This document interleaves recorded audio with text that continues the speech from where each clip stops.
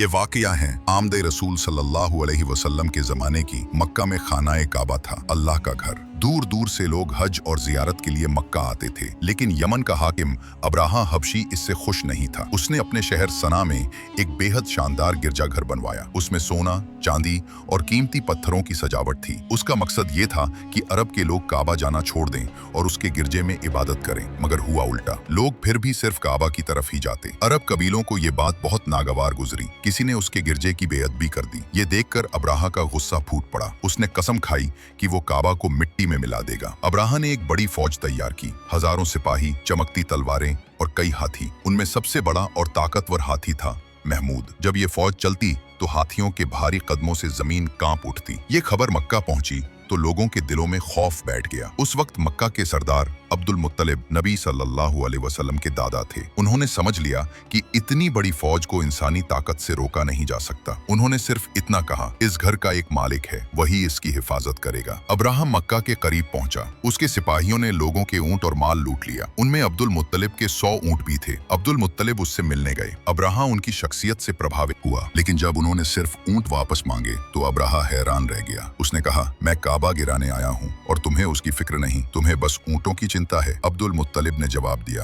ऊंट मेरे हैं, उनकी हिफाजत मेरी जिम्मेदारी है, लेकिन काबा का मालिक अल्लाह है, उसकी हिफाजत वही करेगा। सुबह सुबह अब्राहा ने काबा की तरफ बढ़ने का हुक्म दिया, लेकिन अजीब मंजर हुआ। हाथी महमूद ने काबा की तरफ बढ़ने से इनकार कर दिया। उसे किसी और दिशा में मोड़ा जाता तो चलता, मगर जैसे ही काबा की तरफ घुमाते वहीं बैठ जाता। तभी आसमान पर काले बादल छा गए। हजारों छोटे छोटे परिंदे अबाबील झुंड बनाकर उतर आए। हर परिंदे की चोंच और पंजों में छोटे छोटे पत्थर थे। उन्होंने ये पत्थर अब्राहा की फौज पर बरसाने शुरू कर दिए। ये साधारण पत्थर नहीं थे, जलते अंगारों की तरह दुश्मनों के जिस्म को चीरते और जला डालते। पल भर में फौज चीखों से भर गई। सिपाही इधर उधर भागने लगे, लेकिन बच न सके। खुद अब्राहा भी बुरी तरह जख्मी होकर भागा। रास्ते में उसका जिस्म गलने सड़ने लगा और वो जिल्लत के साथ मर गया। मगर अल्लाह का घर खाना काबा सलामत रहा। मक्का वालों ने अपनी आंखों से देख लिया कि अल्लाह अपने घर की हिफाजत खुद करता है। यही वाक़े को कुरान की सूरा फील में बयान किया गया है। क्या तुमने नहीं देखा कि तुम्हारे रब ने हाथी वालों के साथ क्या किया?